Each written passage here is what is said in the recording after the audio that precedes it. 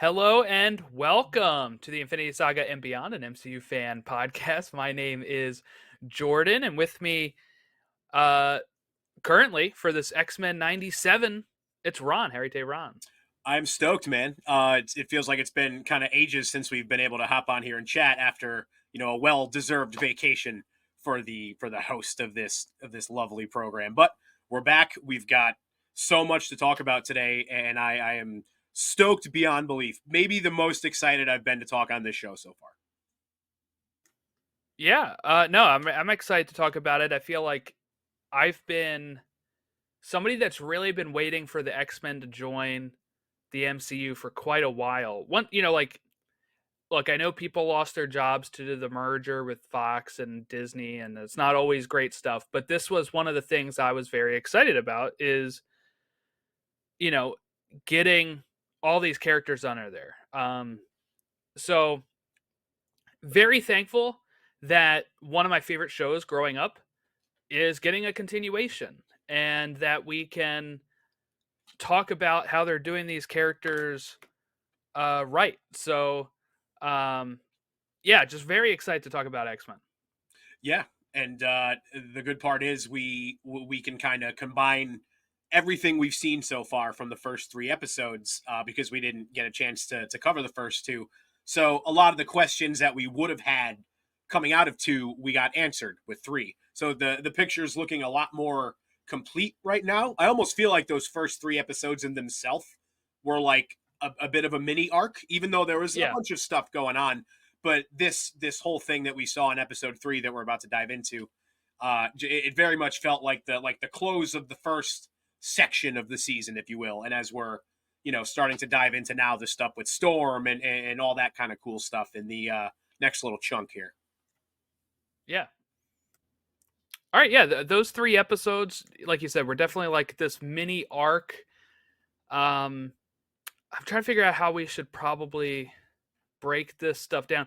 Do you just want to have like an open conversation about the three and bounce Mhm. between That's what I was the thinking three? because it would be a little redundant to cover like one and two because so much of it would have been oh, what's going on with Scott and Jean's baby? Is it Nathan? Is it Rachel? Like that kind of stuff. So to be able to just kind of talk about everything as a whole, I think would probably be the best way to go. I guess just to kind of kick us off, I'll just give my general thoughts as a whole before we start diving into specifics. Right from the rip with the intro, just like every kid, whether you grew up in the '90s or not, I feel like just absolute goosebumps all over my body. Like, could not believe it was back. Just tremendous, tremendous. I'd be lying if I said there wasn't a little tear in my eye. So if you want to call me a wuss, call me a wuss. Whatever. I'm emotional. Um, but and then right from the rip, it had those sort of same vibes that they gave us with the original series. How we sort of got introduced to the team through Jubilee in the first one, going all the way back to the early '90s. This one was Sunspot sort of taking that role and just kind of seeing what's been going on. We got the Friends of Humanity and just all that craziness going on. So they throw you right into it. The first episode, especially, I feel like was a bit like kind of the greatest hits, but in a good way. Like the first episode back, we wanted the nostalgia. We wanted to see the X-Men kick ass. We wanted to see Sentinels and everybody just on their A game and all that stuff. And they nailed it and then some. And then once we start to peel back the layers in episode two, and we're seeing more of the story and what's going on, and then we get the Gene clone, and comic fans had an idea, obviously, of where that was going. But even as somebody who does know a large portion of what happened in the comics, to see the way they've kind of changed things up very similarly to the way that the MCU and Disney tends to do when it comes to the MCU from the source material, I think everything that they kind of changed and moved around and just kind of altered a little bit was all for the better, and it helped the story be more cohesive. But I guess just in wrapping up, just my general kind of thoughts.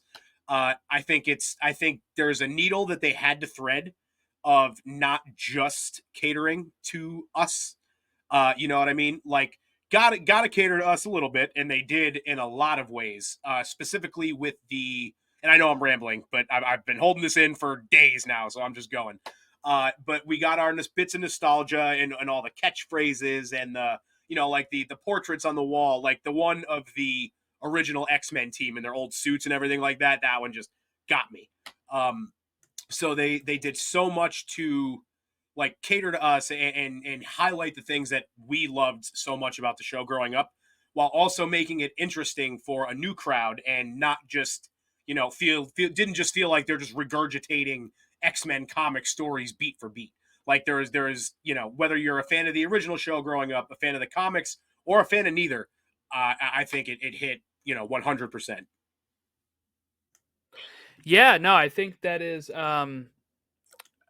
what I would say is this is TV 14 or is this TV? I don't know off the top of my head, actually. Maybe. Here, let me. I'm gonna pull it. I thought it was TV 14, but I'm gonna pull up the app Okay. and try to figure it out.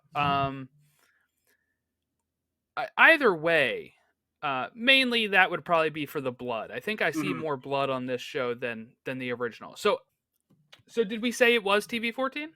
No, it's TV PG. Weirdly, Oh, okay. yeah. At least So according it to is Rotten TV Tomatoes. PG, but I would say it, which is good. I would say it feels like a show though that has grown with its audience still. Mhm. Like the themes they're bringing up. Um, like I said, I did see more blood in this third episode than I ever recall seeing in like the original. I mean, back in the '90s, that was a different time too. Like I know Batman animated series couldn't have like guns pointed at people or whatever, Mhm. right? Like there were certain rules back then. Like Spider-Man couldn't throw a punch in the '90s series. FCC, man, they were cracking down back then. Then they realized He, there's more money to be made, and they're like, all right, maybe we'll bend the rules a little bit. yeah, Spider-Man. That blew my mind when I heard somebody say it. He never throws a punch Yep. at a person in the cartoon, and they had to think of other ways to do it. This show though has been um, just very, very, as our friend Chris would say, heavy. Episode 2 is heavy, right? Mhm. Um, so I like that. This is what I've always wanted from. If we were doing a continuation of this, I didn't want it to be watered down or anything like this. And they've started out so hot on these 3 episodes, specifically the first 2. While I do like episode 3, I think episode 2 is the strongest Mhm. of the 3 right now. Agree. And that episode is just absolutely fantastic. And, will hopefully win awards, some sort of Emmy or something for cartoon, I would animation. be stunned if the series in itself wasn't just cleaning up. Once the Yeah, next award season comes around. the animation is amazing. By the way, I love the Mhm. way this looks. Yep. It's Seeing the theme song with the like that they pretty much remade it, right? mhm. And then even giving characters like Morph his own title card is like this is what I wanted from the show, and it's delivering. Mhm. It reminds you of when some Marvel comics do this. DC does this sometimes too. When you open the first page of a comic and it gives you kind of the little like spiel of what's going on, and it has the little boxes of the characters' heads that tell you who's going to be in it. Like it's a big X-Men thing, obviously. It, So it's a thing that's in Hickman a lot, and a Hickman, yeah, lot of Hickman stuff. Because when I was reading Hickman's Avengers, he hmm, did that as well. yep, Yeah, yep, and all the Secret Wars stuff. It was all very much like that as well, and it kind of gave those vibes for sure. Uh, yeah. Who else got added title cards? Well, Magneto now has one. Morph, Morph. I thought there was one more person in the Bishop, opening episode. That Bishop. Bishop. That's right. Yeah, yeah. He didn't have one before. Hmm. Um, And I'd just imagine great. he'll probably be out of it for the next one because now he's back in his own time. So it's like, what do they do for Right. episode fours? Well, what they said before the series happened is that Nathan would play a role as Cable, Mhm. and that there would be some sort of dynamic with Cyclops and him. So I'm assuming at some point he is now going to come in. Maybe he takes the place of Bishop, Mhm. or else you have 2 time travelers just on the same team. So we also know Nightcrawler's in this. We haven't seen Nightcrawler yet. Yeah, we haven't seen Raven. Like, Yeah. there's a few characters that we have yet to come across, and I'm super stoked. Just to kind of piggyback off what you were saying about the themes and sort of the more grown up feel, though, I guess a good place to kind of really start diving into specifics would be the beefs, because we've got a couple sort of love triangle situations going on right now, and it actually in the X-Men 97 comic that just came out today, Right. they do a little bit more of expanding on the sort of friction between Cyclops and Wolverine, which we're obviously seeing play out. And I'd imagine after this whole Jean thing that we just saw in the third episode, and Logan and her kind of like moment where she realizes how much she really means to him and all that. So I think that's obviously going to be something we explore a little further. Um, and then on the other side, we have the Rogue Gambit Magneto situation, which I think threw all of us for a bit of a loop. Obviously, there's a bit of comic precedent for it, not too much though, and it was just a bit of a surprising way to see them go. But we've got these two very kind of adult soap opera-y feeling scenarios smack dab in the middle of an animated show. So it's an interesting kind of mix, but it works so well.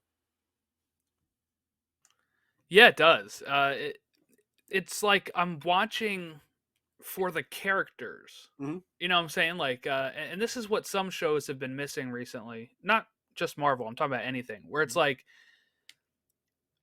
I don't know if we can include it, but this is a continuation of a 76 episode show. Mm-hmm. So we have the familiarity with the characters, right? Mm-hmm. So when we're watching this, it's like, and I just rewatched them all. I just went through and rewatched them all, and uh, that helped as well because I'd never seen them like all completely. So it was great to be able to do that in the build up for this. But the best part is you didn't even really need to. Like so far, No, if you didn't watch the animated series, you wouldn't be lost right now. I don't think. right. No, you don't have to. But my point just being of like, I feel like I have a connection to these characters because Mm. I'd seen them for 76 episodes, Yeah. which again, not to go on a different tangent, but in the age of streaming where we're getting 6 or 7 episodes a show for most things, we're not getting that a lot. Like I'm rewatching the show Chuck, the NBC show Chuck, Zachary Levi, that had between 13 to 22 episodes a season, and I feel like I'm in the middle. I'm at the end of season 2 on my rewatch, and I'm like, this is what I miss. I miss being able to have character moments that have been built up to Mm. over the course of a ton of episodes, and this continues that, right? Like even though we're only getting 10 or whatever, right? It's a continuation of a show that went 76 episodes, Mm. and we're picking up with Cyclops and Jean, right, having a baby.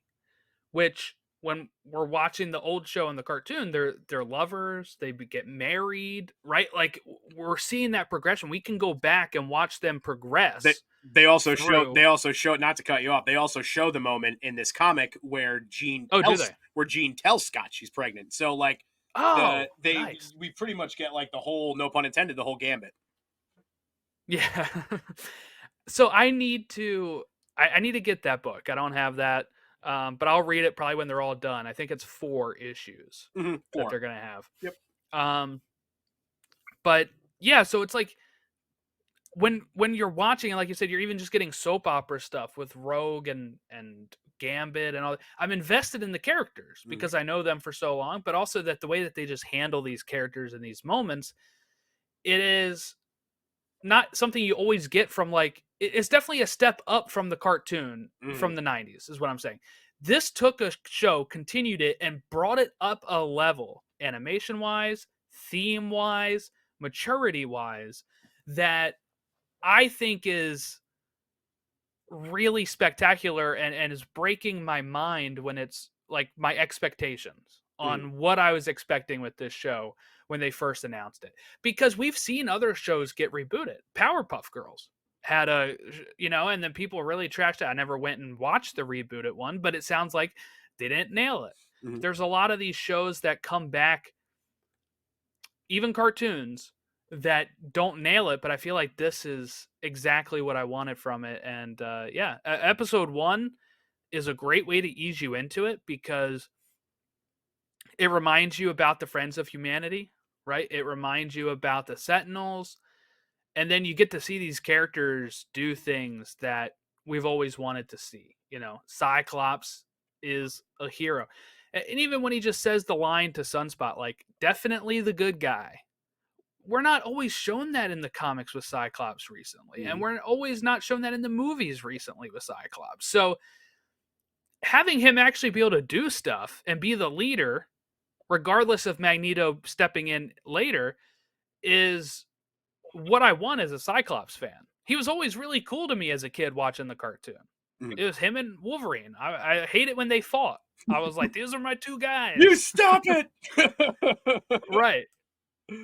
You could both have her. No, you're right. And just kind of go back to what you were saying before. It's the difference between a show being character driven and a show being plot driven. A lot of the original was a lot more just kind of baiting off of the comics, and just everything felt more in service to the plot as opposed to in service of the characters, which isn't a knock. It was a 90s comic. Of course it was going to. Yeah. But There was some that would be character based. Nightcrawler's episode is very character yes, based about his, yes. The growing up They and do stuff. throw them in there, like Yeah, the but it was rogue less. episode as well. So they do throw them in there, but it was, in a 22 episode season, there'd be like 4 of them. You know what I mean? The vast majority of it felt more just like multi episode adaptations of the popular comic beats from the X-Men. This one is definitely taking a lot of those comic beats, but it feels like they're being sort of entered into a more like natural, I guess, kind of amalgamation of everything. Like the trial of Magneto we got last week. That was a major comic issue, a major thing that we saw. But they kind of incorporate that small, which is something that Disney again with Marvel has done very well. It's like Infinity Saga, all that. Just sort of taking that same formula of taking the highlights in the major beats from the comics, but not feeling like everything has to just be in service of telling those same old stories. It gives, when you're seeing things more through the lens of the character and putting the spotlight more on the characters and what they're going through emotionally and in between each other, the relationships and things like that. That's where you get that more mature feel, and that's where they're nailing it. Basically, 10 out of 10 right now. All right, so you're our resident X-Men expert. So I know growing up for me, I understood Logan like Jean, Mhm. and there's this whole thing. Yep. But what is the cause of that? Like, when did that start? Because like he wasn't part of the original team. What makes him like Jean so much? Like, is there history there that they've dived into before? Or is it just like a crush that he is, uh, you know, really one-sided type of love affair? Mm-hmm. Um, I would be lying if I told you for certain if I knew the absolute crux of it.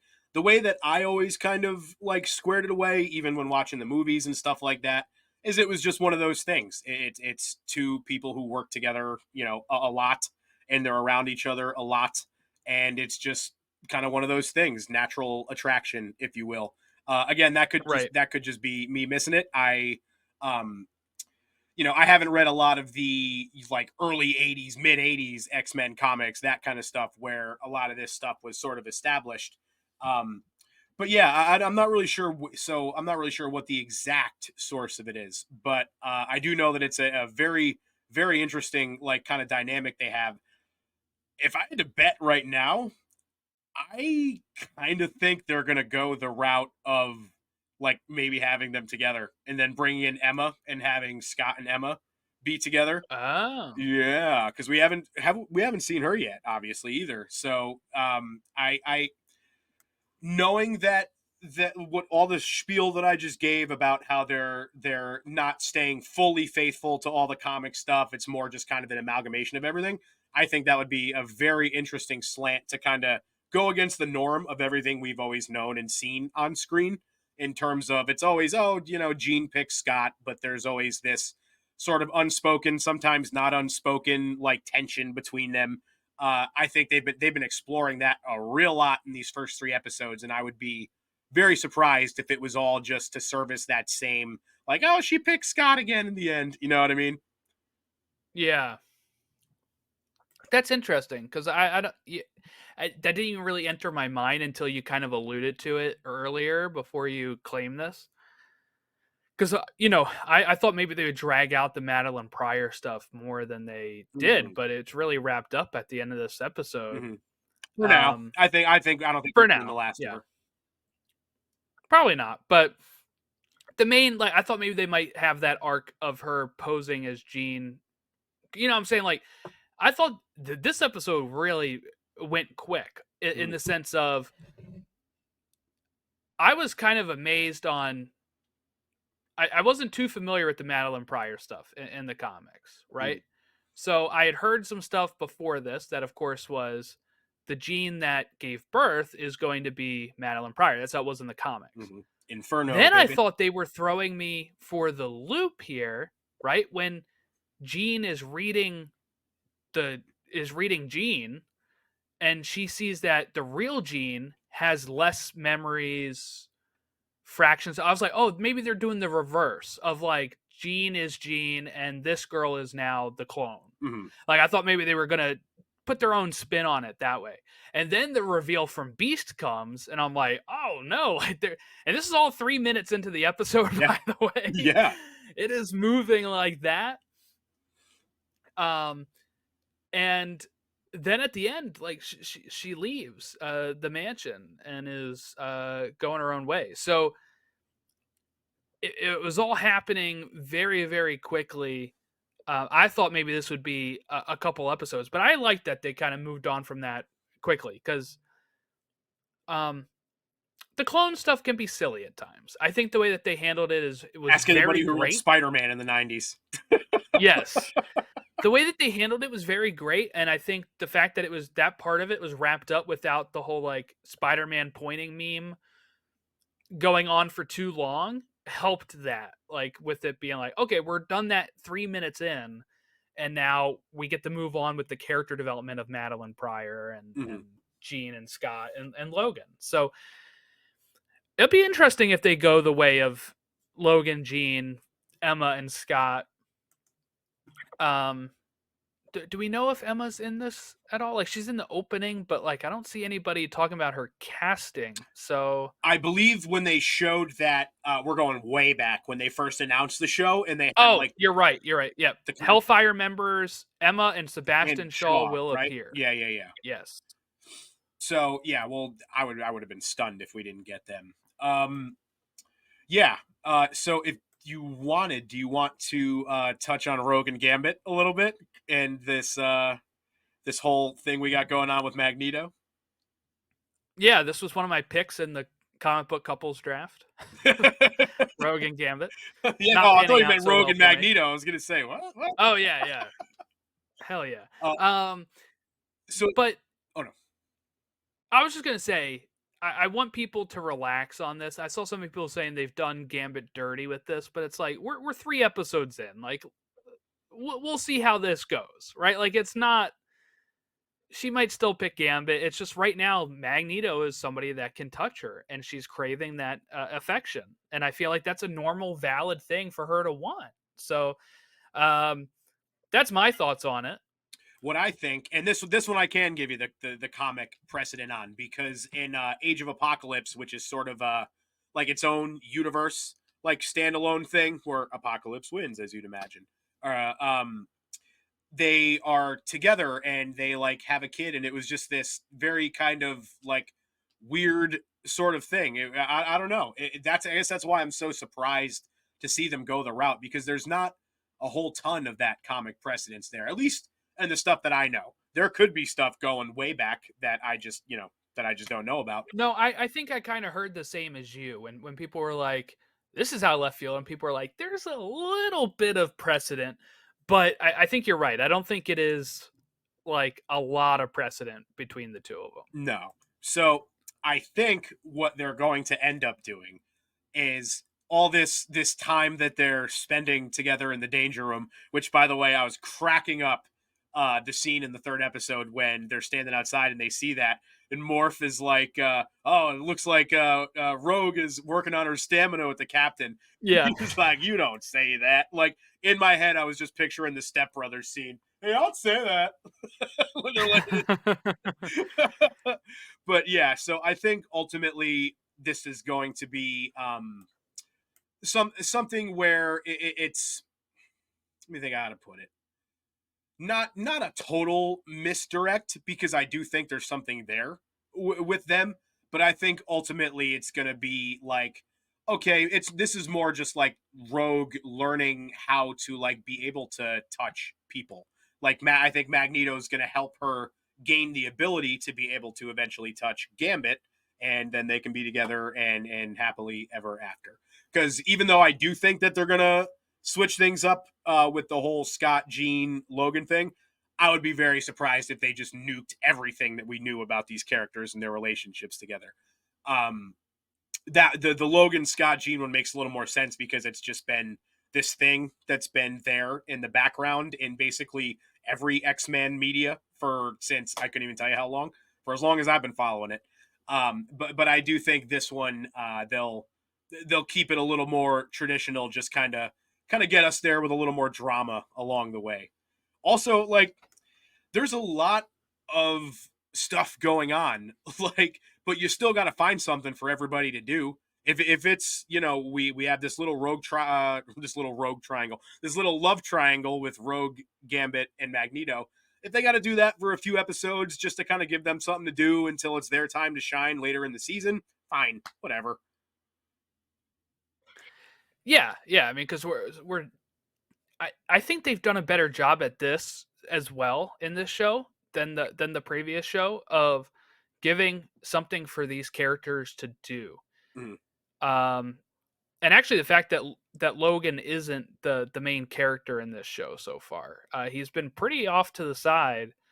Um, playing his supporting role pretty well. I want to say too, I think the trailer made me think Cal Dodd's voice was going to be rough as Wolverine, but after watching the whole original series and then watching this, I don't actually notice much of a difference. I think Yeah. maybe I adjusted or something, or maybe it was just that one line that they played of him about buzzing in my ear, bub, or whatever.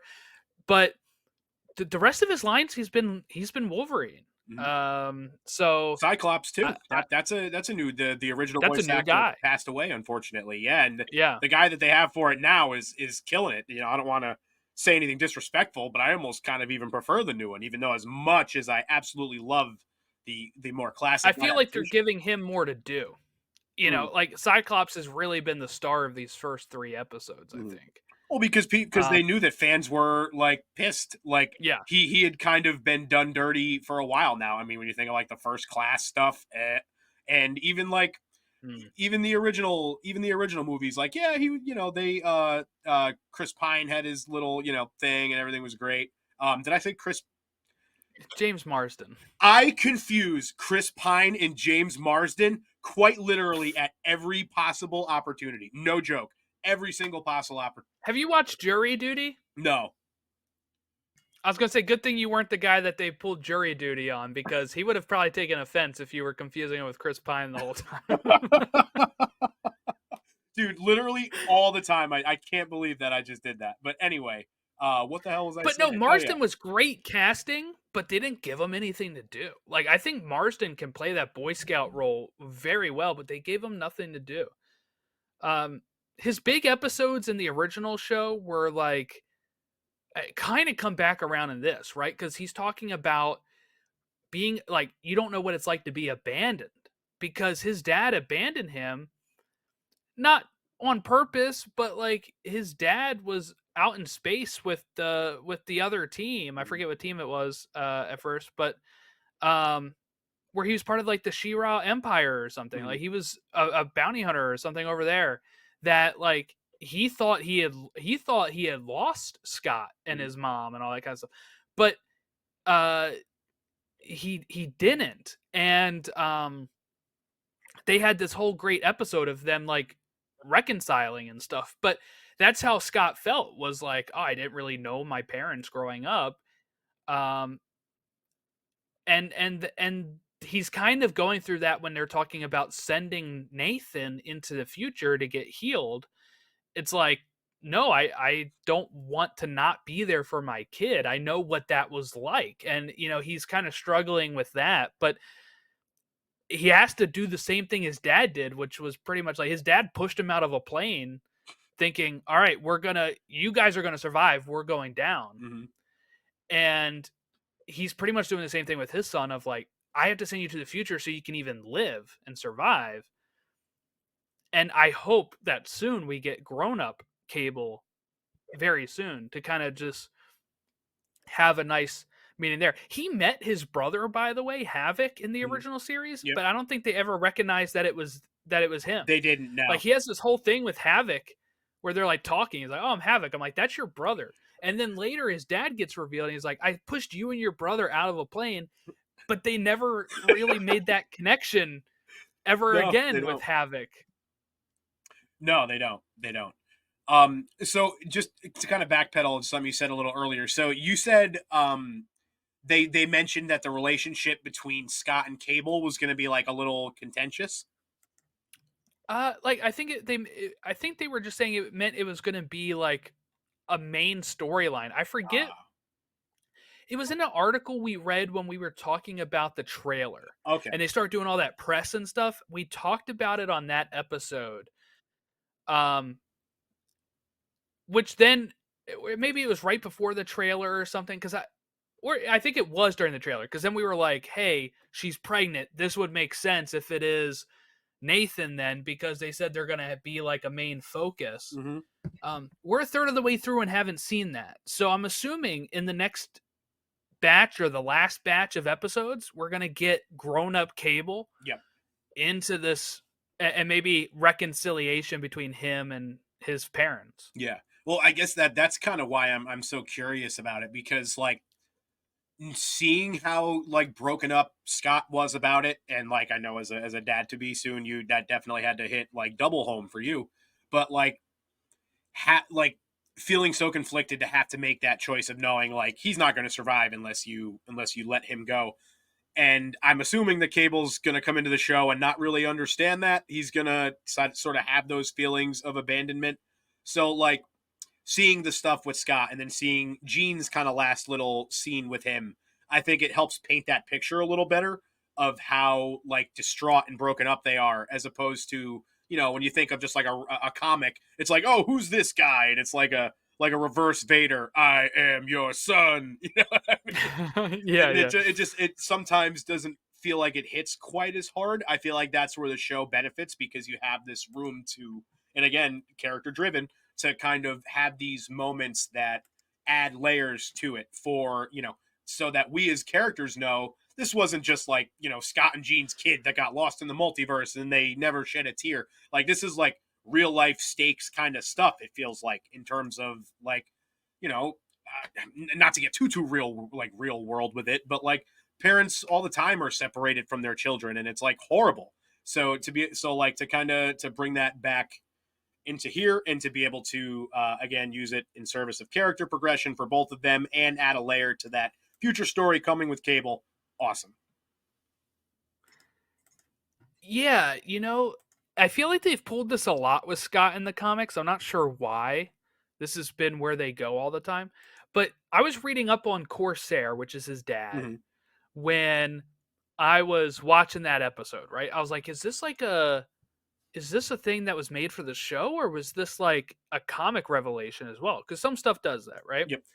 He was part of the Starjammers. That's the team Oh, okay. that I was thinking of. That's part of the The Shi'ar. the Shi'ar Okay. Empire. Yep. Um, he was originally made as a separate character that at some point they're just like, oh, we need to reveal like they just kind of made up like, oh, we're just gonna have it reveal that it is Scott's dad. And I'm like, wow, that's pretty wild. And I think they did something similar with Cable. Cable was not originally supposed to be his son. Mm. And then at one point they're like, because I think Rob Liefeld created Cable and he didn't want that to happen, but like the X-Men writers were like, we're doing it. Yeah. And they just ended up doing it. Yep. And it's just funny that for both his dad and his son, it was just like totally two characters that had nothing to do with him. And they're like, Yep, go ahead. Slap him in as a They do Summers. now. Slap Yeah. the last name on there. Yeah. You're a Um, Summers. You're a Summers. You're a Summers. I'm not sure if that's how it is with his brother Havoc or not. I haven't really read too much about him. Well, I do think that's something that Well, they do have to touch on now, knowing that it was just kind of brushed under yes, the rug in the original series, but they still like kind of have this room now to do it. It feels much more like maybe a season 2 sort of thing, knowing that at this point they're already elbow deep in season 3 writing. So yeah, we've got a yeah. lot to come there. Um, Another thing I wanted to mention though, before I lose my train of thought, because I tend to do that when we're recording, um, Mr. Sinister in this episode. Holy crap! Like legit horror movie vibes. Like the coming over the baby monitor, and then the way that he basically forces the Goblin Queen to turn the X Mansion into like every single one of their like personal hell. Like holy crap! Because when you watch that original series, like Sinister looks sinister, like he looks creepy, but he also has a bit of that like early Batman cartoon, like I would have got away, you know what I mean? Like a little Yeah, bit of that yeah. cheesiness. And I was so interested to see how they were going to play him, if they were going to go that more like kind of lean into the 90s comics of it all, or if they were going to adultize him like they've done everything else in this show, and they did, and it absolutely hits. If the rumors are to be believed, and whenever the hell they decide to do the MCU X-Men, we get Sinister as their first villain, exactly the same way I want them to portray him. This creepy, old, like almost like vampire-esque scientist, not in terms of being a vampire, but just so old and like eternal, basically, and the white skin and just the sort of like gothic horror vibes. They just nailed it. Absolutely nailed it. Yeah, what if you have like you know how sometimes they have a scene before the credits, Mm, like before the opening title yeah, card? yeah. Cold open. For, yeah, yeah, for the movies. What if it's like 1800s Sinister like creating himself and then it's like folds into the Marvel That's what it should logo be. and then you know they start unraveling the mystery of like who this guy is and are like, oh, because that was one of my favorite episodes when I was watching. It's like the Mm-hmm. second to last episode of the Yep. show is Mr. Sinister's like backstory, Yep. which I thought came out of nowhere in the show because they'd already like he was already kind of done They had done for so a many bit. arcs with him already. Yeah. Yeah, yeah, And knowing that it was going to be, they knew when they were creating it that it was going to be the last season. So to be like, yeah, right. here's a Mr. Sinister prequel episode. You know what I mean? Yeah, Yeah. one off here.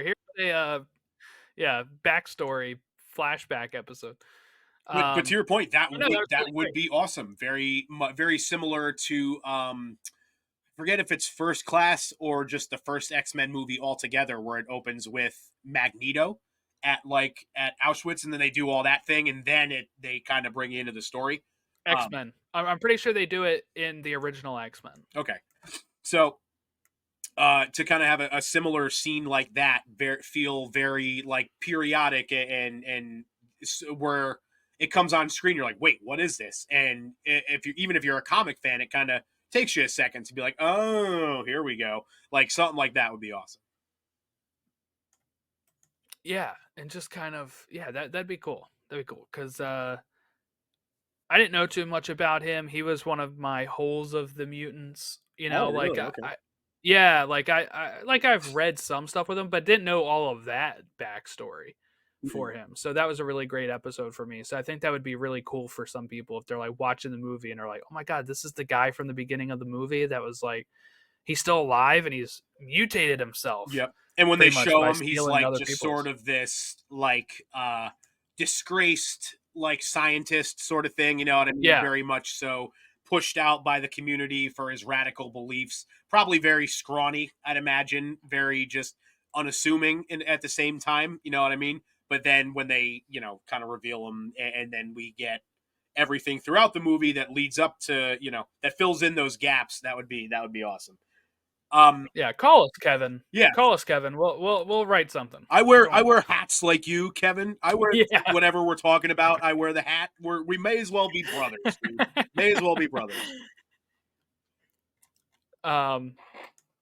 Yeah. No. This episode was uh a lot of fun. Like they were doing some trippy stuff with the animation, right? Like you said with that house thing, and you have Jean just like come in and be like stop, and she just puts the whole room back together and like lands. It is Oh, dude, it's like she's really great. ascending from the heavens, and that's the second time they've absolutely like destroyed it in a good way with the ascending from the heaven shot. Because I can't believe we've gotten this far into the show and haven't even talked about Omega level threat detected. Holy crap. That was another one. Full blown tears. I was like, I can't believe I'm doing this. The music, oh my God. Just, I have chills right now. If my camera didn't suck, I would show you because even thinking about it still gives me chills. It was just, wow, dude. Wow. Like, Yeah, I mean, she kind of made it look like Sentinels are not a threat anymore. I mean, well, now they are because she doesn't have her powers. well, and I think that was more to highlight like Omega Yes. because the Omega level threat and like to show that like Storm is like the baddie of the group at that time at least. As we know, Jean is also an Omega level and many others that we could sit here and list. But Yeah. but that was another one, and I'm wondering how much they go into that in the future too, because it seems like that whole like ranking system of power is already like set. So I'm not sure how much they're going to touch on the origins of that per se, and who is and who isn't. Like I don't think that'll be a major. It'll just be like somebody will be referenced as a another Right. Right. Omega level mutant. It'll be like okay, yeah, or we'll see like a list of all the Omega level mutants, something like that, just to kind of give folks. Well, I don't even want to just say folks who aren't familiar with the comics because they've even got the leeway to kind of switch things up if they want to make certain Yeah. mutants Omega level mutants that aren't in the comics and vice versa. Yeah, it's very interesting thinking about that scene now because I think it was also a way to really just show one how much she loves doing this, how much she loves being a mutant. She has a whole conversation about it with who we now know as Madeline Mm-hmm. before she gives birth. Man, Is that like, makes those scenes, not to cut you off, that makes those scenes feel a lot different now too, because they had a few scenes together, Jean and Rogue. yeah, Even or not Rogue. Oy vey, her and Madeline Storm. Yeah, slash no, I said stud. Anyway, yeah, so like all of these, even up to the point where in the third episode when she says to Scott, Storm would have believed me. So like she had yes. this whole relationship, like sisterhood, essentially built on a lie. Like, oh man, layered storytelling in a freaking cartoon, man. Like, goddamn, let's go. Yeah, and kind of like how the other show in the past would maybe have those one-off episodes where like nothing carries over at times. Though it was better than that. It was better at doing continuation story than some shows. But like this really helps set up like, okay, here she is at full strength. She's Omega level. Episode 2, she's like, I want to be immune. Like, like I love being immune. She loses her powers. Mm-hmm. And we see at the end of this episode that Forge, Mm-hmm. and I couldn't believe they never interacted because Forge has been in the show a few times. Mm-hmm. Yeah, that was I The could. original show. Yeah, I couldn't pinpoint. I mean, I guess they haven't. They would know. The people Yeah, making you it. would think they would know. But Yeah, that was surprising. Yeah. Obviously, that's another big comic thing. I spent this whole time talking about how you can deviate from the comics, but still not make it all about. But there's 2 episodes coming up that are literally yeah, called Life Death, which is that very kind of classic X-Men story that we know about Storm losing her powers, and obviously Forge helps her regain them, yada yada yada, so on and so forth. I'm just kind of looking at the other episode titles here too, because those are the only ones. Well, Tolerance is Extinction, I guess those, but that's more that takes on a lot. That takes off of New X-Men. That was a big theme in the beginning of that. they've said it a few times in the Magneto episode too. Mm-hmm. So in episode 2. They use that line. yeah, but besides that, the others we have are Remember It and Bright Eyes. So that's, if I had to guess, I would say Bright Eyes is probably a Sunspot episode, or at least Sunspot Yes. centric. And Remember It, I'd imagine, will be mostly about kind of Jean sort of coming to terms with and sort of sorting out in her mind what was her and what was Madeline. Because the reason in the comics that Madeline has all of these like more memories than Jean is because a portion of the Phoenix Force like implants itself into Madeline. So she's got all of Jean's memories and all this stuff. I'm wondering if they're going to go that route in the show to kind of bring it all back around with the Phoenix, because this show exists in a world where that whole saga has already happened. But I would be stunned if we didn't get some kind of reemergence of Jean as the Phoenix in this show at any point, even if it's not this season, maybe. Um, but yeah, I'm just kind of rambling a little bit. But yeah, so I think there's going to be some kind of reconciliation there between Madeline and Jean and like coming together. I don't know. They're not going to do a fusion dance like they're in freaking Dragon Ball Z or anything, but there's going to be something there to where Jean is able to sort of become whole again as herself. And I really hope that they do incorporate the Phoenix into it somehow, even though we classically know the Phoenix to be a more nefarious kind of being who you know wouldn't probably care too much about making Jean's thoughts whole.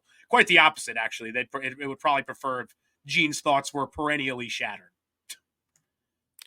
So I think that what's interesting is that Life Death Part 1 has a shared episode title with called Motendo. Mm, I just googled that to see if it had any precedence, but it sounds like there's spoilers on what that episode is about. So I'd assume you have your A plot, which is Motendo, mm, and then your B plot being Storm yeah. with Life Death. Mm, And then we have a break, like you said, Remember It, and then we go to Life Death Part 2. mm, And Life Death, like you said, was I have notes on it here. Uncanny X-Men 186, which was in 1984, written by Chris Claremont. Very similar storyline, right? She loses her powers from getting hit with a gun that was neutralizing mutant powers. It was intended for somebody else. In the comic, it was intended for Rogue. mm, And then in the story, she's recovering with Forge. Forge is also there. But in the comics, he had created the weapon because, he's part of X Factor. They are more of the government team in that regard. I don't know if that's the way they're going to go with that, but it's something that they could certainly do. But yeah, so that's what that storyline is. mm. So we'll see if there's any more similarities with that. What I would assume then, we're just looking at episode titles, which may not mean anything, right? Because some of these episode titles, Yeah, we're riffing. Let's hear what you got.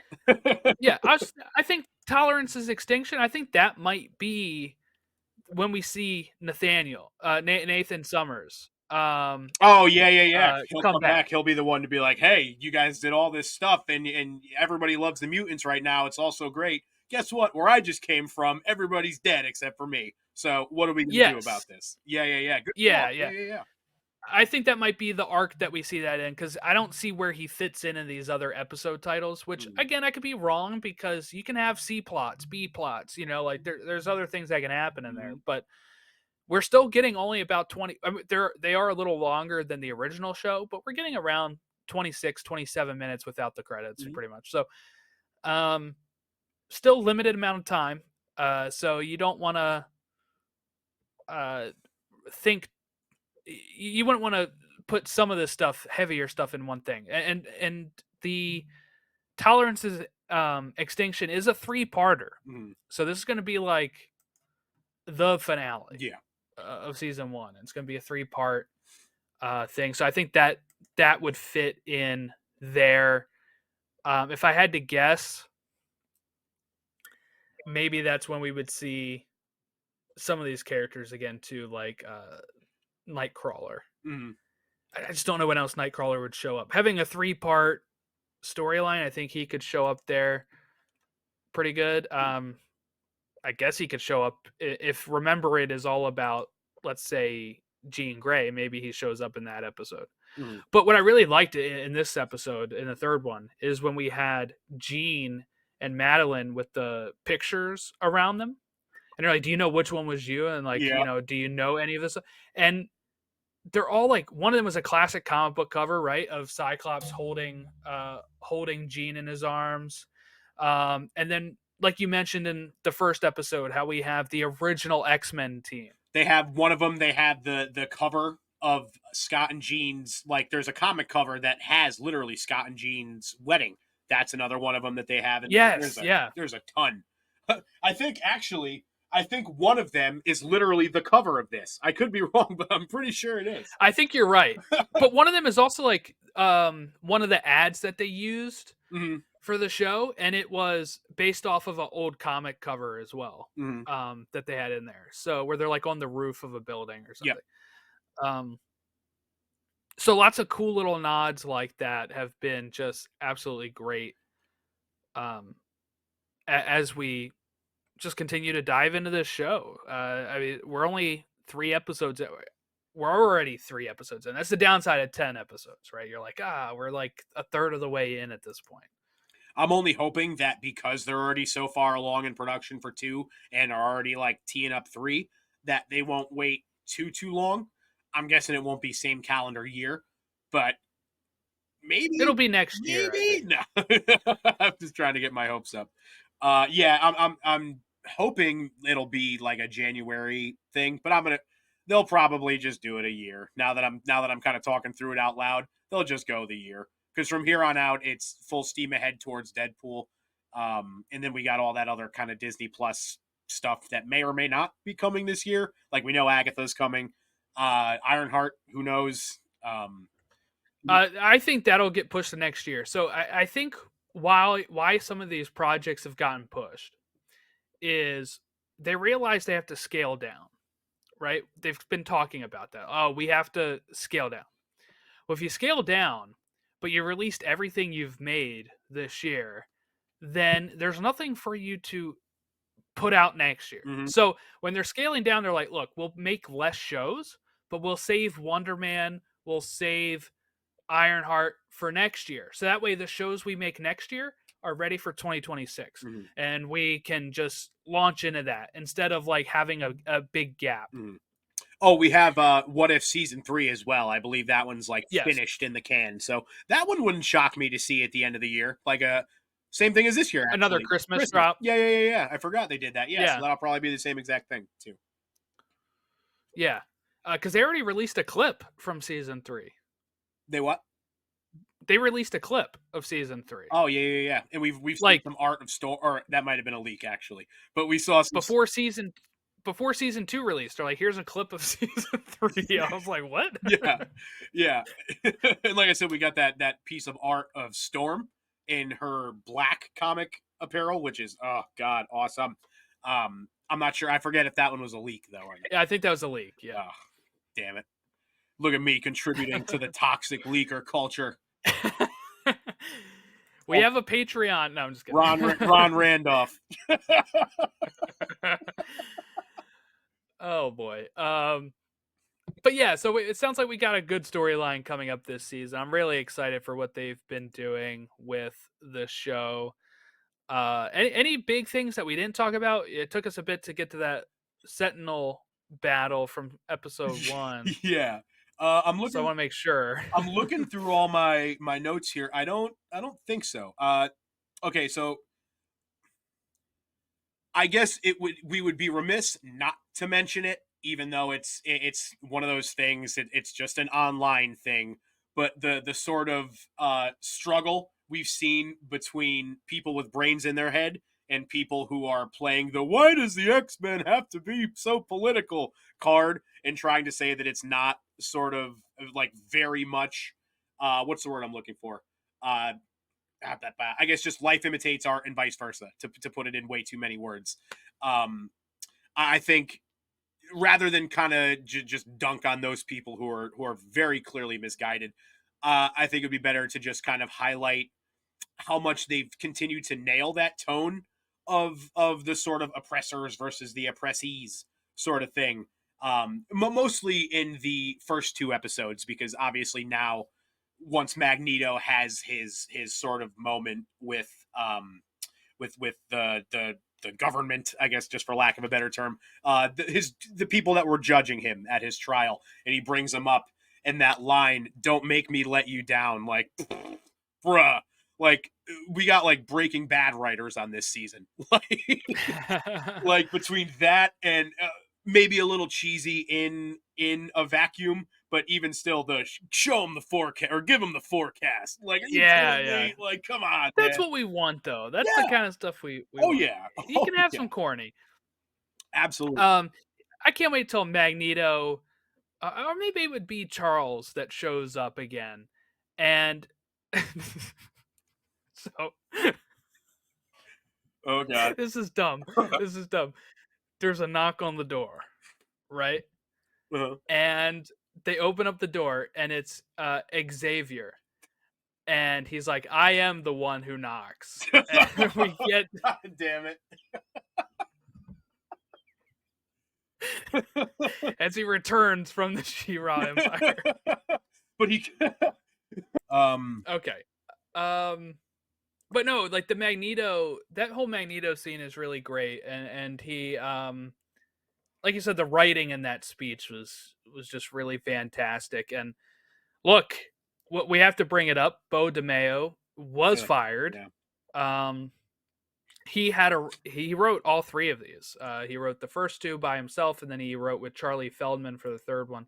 He was the showrunner. Disney's not going to come out and say why, and that's fine. From what we've heard, is maybe there was some behind the scenes stuff. He got in trouble at The Witcher as well. It. I don't want to bring up the OnlyFans thing because I just feel like that wasn't actually it. No, That wasn't he's actually just it. tough to work with. From what we can Yeah, gather, in a very general sense, without going into any super specifics. and they worked with him for a bit. He worked on Blade, right? Moon Knight. He did like other scripts for them. Moon I Knight. forget what other shows and TV shows. Moon Knight. Moon Knight? Mhm. Yes, yes. So something came to a head where they're like, we got to fire him right before this show launches. And that's all we'll really talk about it. But, if he's a terrible person, we don't know. But something led them to losing a job. There are other people that will be writing the show. And he finished work on season 2. Season 3 is what they were pitching. Mm-hmm. And I think Brad Winderbaum, the executive, said that they have writers from the original run too that are in there and work on it. So I think the show's still going to be in good hands.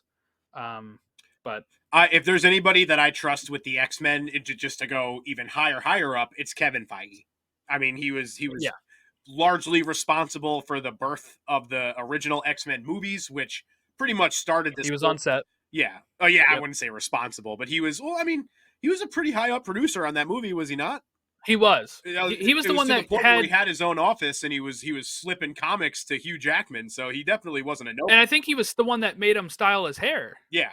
As Wolverine. I think that was his idea. He's like, fans are gonna love this. It sounds silly, but fans are gonna like this. So we did. The X-Men, I always kind of considered to be Feige's baby. So if they're releasing something involving the X-Men, it's gonna be good. It's gonna be good, or it's gonna be pushed, and then it's gonna be good when they release it.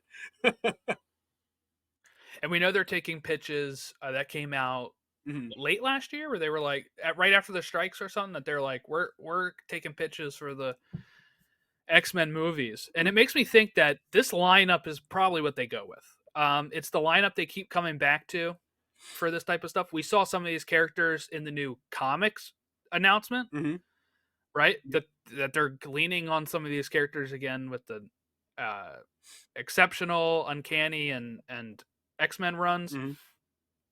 I think this is how they're going to go. I think that this show had 5 million, 4 million views, most all time on a Disney Plus animated. Second most since What If season 1, which I think makes sense. Some people tried to spin this bad or say it was disappointing. Okay. And I don't mean like the usual suspects, but people are like, look, it's an X-Men show. This should have been better. It's whatever. Like, this should have been higher. Animation turns people off. It just does. there's going to be some people that won't watch animation. That's number one. Live action. That's why like the live action Star Wars stuff is watched more than the cartoon. Mm-hmm. It's just what it is. People have a bias. Yeah. I mean, Into the Spider-Verse did not do as well in the box office for the first one because people had a bias against animation. Yep. 2, I think that makes sense on why What If Season 1 was more watched. It was branded as being part of the MCU. So the MCU was huge at that point. Mm-hmm. And they're like, here is something, yes, it's a cartoon, but it's the MCU. You have to watch it. So people tuned in. Then they probably watched the first one, and for some people it wasn't what they wanted, and they didn't watch season 2. Ron's holding up his hand. Yeah, me. For the listener. So then you have issue 3. This is a continuation of the show from 30 years ago. 32 years ago. So yes, you'll have some new watchers. You'll have some returning watchers like LeBron James. You'll have Do not mention the Soups interaction. Do not mention the Soups interaction. You know what though? Somebody else did the same thing. I think it was Phase Zero podcast or something, where they were like, "We'll pay for it." I'm like, "This guy makes millions of dollars. You do not need to pay for his Disney Plus." Like, what'd you think he was gonna reply and be like, "All right, bet," with the emoji? Send me your credit card info. Yeah. Send you the email. I am LeBron James. I am currently trapped overseas with no way to get home. Please send me $7,000 in Visa gift cards. Yeah, instead of like a what is it, like a prince from Africa? Yeah, I got a Laker from LA who's contacting me. Yeah, exactly. Okay, so there's 3 things there and the fact that it still got 4 million views, which even if you go to like, look, Clone Wars was a hit on Cartoon Network. That thing was getting between 2 to 5 million views an episode. So that's a huge thing for a revival of 30 years later. An animation show to get it as second most, because people are like, what, does that just exclude What If 2? No, that excludes like Bad Batch. That, like Bad Batch has released on there 3 seasons that this thing beat out from a Star Wars program. So that's a good sign. I think that's a good sign. They're already working on season 2. They're working on season. The fact that it made that much viewers is like, all right, they're gonna push that season 2 to come out as soon as possible, which is probably a year. Animation can take a while, whatever. But I'm just excited to know that we probably have at least 3 seasons of this show going forward. I think we're gonna have way more than that. Maybe not way more, because I don't think they'll try to. But at the same time, if they only go 10 episode seasons all throughout, why not? Go another 5, another 6. You know what I mean? Yeah, I do wonder. I think between 3 to 5 is what's realistic. Bad Batch is wrapping up with season 3. Rebels had 4 seasons. I think Disney would probably say 3 to 5 seasons is your limit. Because what they'll probably then want to do is make some sort of spin-off. Yeah. Oh yeah. Right. Or another project with it. Cooking with Rogue and Gambit.